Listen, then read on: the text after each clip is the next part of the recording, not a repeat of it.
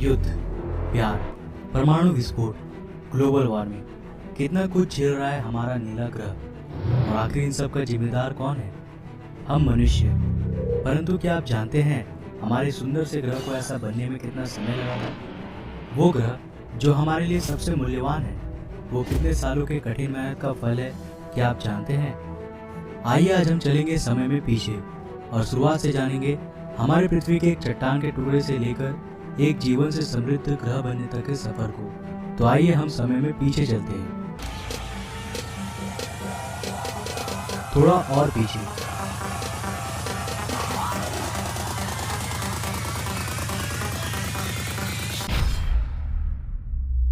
आज से करीब 4.6 अरब साल पहले हमारा सौरमंडल और एक नया जन्मा तारा, जिसके चारों ओर धूल और चट्टान चक्कर काट रहे हैं। यहाँ हमारी पृथ्वी का नामो निशान तक नहीं है। हम समय में कुछ ज्यादा ही पीछे आ चुके हैं। अभी तक पृथ्वी के बनने की प्रक्रिया की शुरुआत नहीं हुई है, लेकिन इसकी नींव तैयार हो चुकी है। ये चट्टान और धूल अब गुरुत्वाकर्षण की वजह से आपस में जुड़ रहे हैं। कई लाख सालों के बाद अब एक भीमकाय चट्टान के गोले में बदल चुकी है, लेकिन इसे हम पृथ्वी नहीं कह सकते, क्योंकि अब ये बहुत ही गर्म है। ये आज के वीनस यानी शुक्र ग्रह के समान है। आज से करीब 4.5 अरब साल पहले धरती की सतह पूरी तरह खौलते लावा से ढकी है। आप गलती से भी नीचे पैर रखने की कोशिश मत करना, वरना आपके पास दोबारा रखने के लिए पैर नहीं बचेगा। इस वक्त धरती की सतह का तापमान करीब 1200 डिग्री सेल्सियस है, यानी ये जगह फिलहाल नर्क से कम नहीं है। यहाँ ऑक्सीजन का नामो निशान तक नहीं है।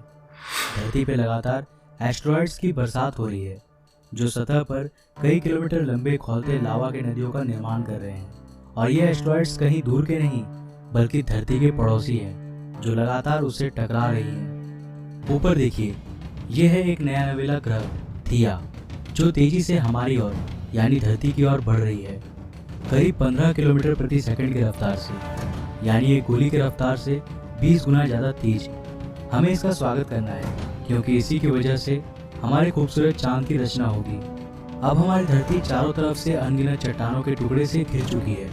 यहाँ इतने चट्टानी टुकड़े हैं कि इस वक्त हमारी धरती के पास भी शनि ग्रह के समान अपना एक रिंग बन चुका है, जो बिल्कुल शनि ग्रह के रिंग के जैसा ही 2 भागों में बटा है। पहला रिंग आज के धरती और चांद के बीच में है और दूसरा चांद के पीछे। इस रिंग से एस्टेरॉइड्स लगातार धरती पर बरस रहे हैं, लेकिन एस्टेरॉइड्स की असल बारिश अभी भी शुरू नहीं हुई है। अब ये रिंग धीरे धीरे ग्रेविटी की वजह से एक 3000 किलोमीटर चौड़े गोलीय पिंड में बदल जाएंगे। और यहाँ हम देख रहे हैं हमारे चांद के जन्म को। यह है हमारा चांद। इसमें फिलहाल कोई दाग नहीं है और ये अब हमारी धरती के काफ़ी नज़दीक है, जिसकी वजह से यह हमें इतनी बड़ी दिखाई दे रही है। इसका सरफेस अभी पूरी तरह से गर्म लावा से बना है और इतने करीब होने की वजह से यह लगातार धरती पर अपना गुरुत्वाकर्षण प्रभाव डाल रही है। करीब 30 लाख साल बाद अब हमारे सोलर सिस्टम में कुछ ऐसा होने वाला है जिसके बारे में आप लोग शायद ही जानते होंगे। हमारे सौरमंडल के गैस जायंट्स अपने ऑर्बिट्स में बदलाव कर रहे हैं और इस बदलाव की वजह से सौरमंडल के एस्टेरॉइड्स और कॉमेट्स के बीच में एक ग्रेविटेशनल मैश तैयार हो रहा है, जो उन एस्टेरॉइड्स और कॉमेट्स को सौरमंडल के आंतरिक भाग में धकेल रही है, सीधे सीधे मंगल, शुक्र, बुध और हमारी धरती की ओर। यही वो समय है जब हमारे चांद को इन एस्टेरॉइड्स की वजह से उसके जाने पहचाने दाग मिलने वाले हैं। इस अवधि को कहा जाता है the late heavy bombardment. By the way, इस समय हमारा चांद भी बहुत ही गर्म था।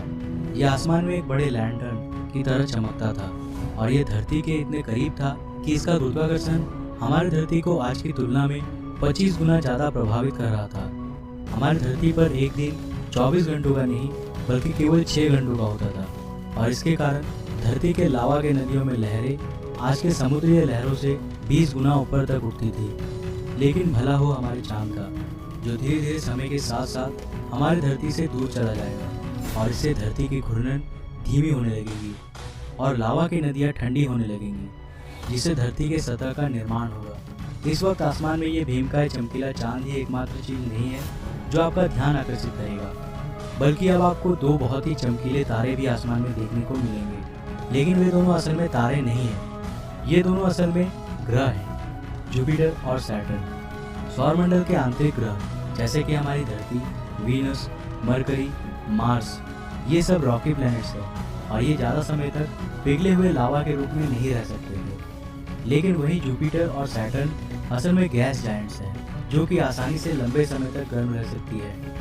धरती के जन्म के इस समय काल में जुपिटर का टेम्परेचर 5000 डिग्री सेल्सियस और सैटर्न का 3000 डिग्री सेल्सियस था। इसका मतलब है कि जुपिटर उस वक्त हमारे सूरज से भी ज़्यादा चमकीला था। जैसा कि साइंटिस्ट कहते हैं कि तारे अपने जीवन के साथ साथ और चमकीले होते जाते हैं, तो उस समय हमारा सूरज आज से 30% कम चमकीला था। परंतु 4 अरब साल के लंबे अवधि में ये ग्रहें भी धीरे धीरे ठंडी हो जाएंगी। आइए चलते हैं वापस हमारी धरती पर। धरती के वायुमंडल में फिलहाल केवल एक ही गैस है, मीथेन। आप गलती से भी इसमें सांस मत लेना, वरना कुछ मिनटों में ही आपकी मौत हो जाएगी।